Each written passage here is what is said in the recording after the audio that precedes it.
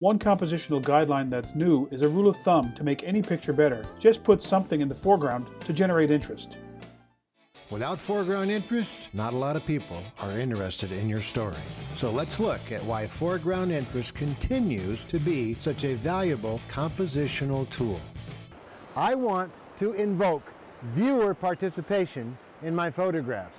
When that picture hits the screen or it hangs on the wall, I want the person looking at that to feel as if they are part of that.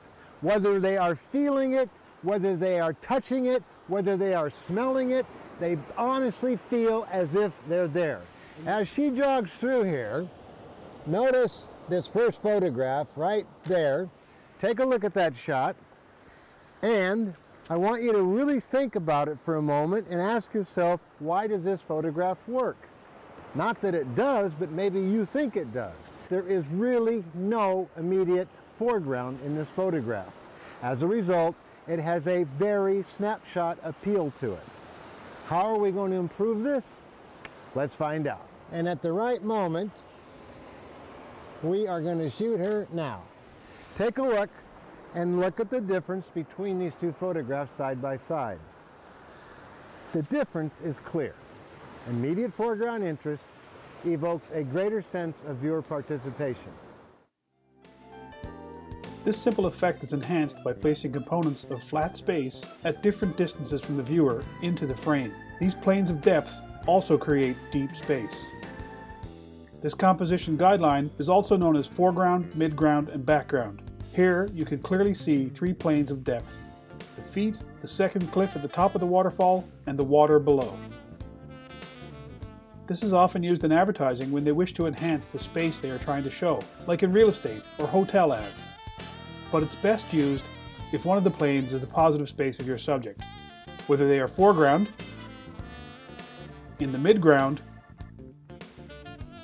or in the background. Here the lens would be the foreground and the bushes the midground. We also saw earlier that overlapping elements inspires depth.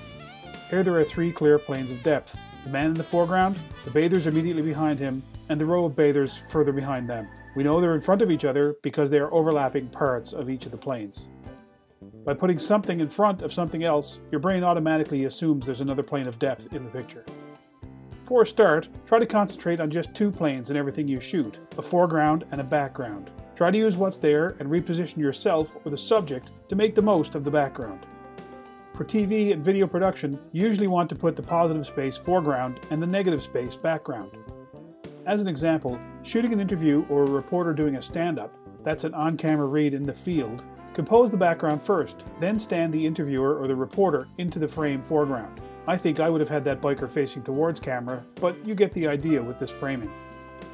Sometimes negative space foreground is more interesting, an over-the-shoulder shot for example. Later, when you have more control, in production situations on set or in a studio, pre-visualize and build this up to help tell your story. It's been used by filmmakers for almost a century, like this shot from Citizen Kane.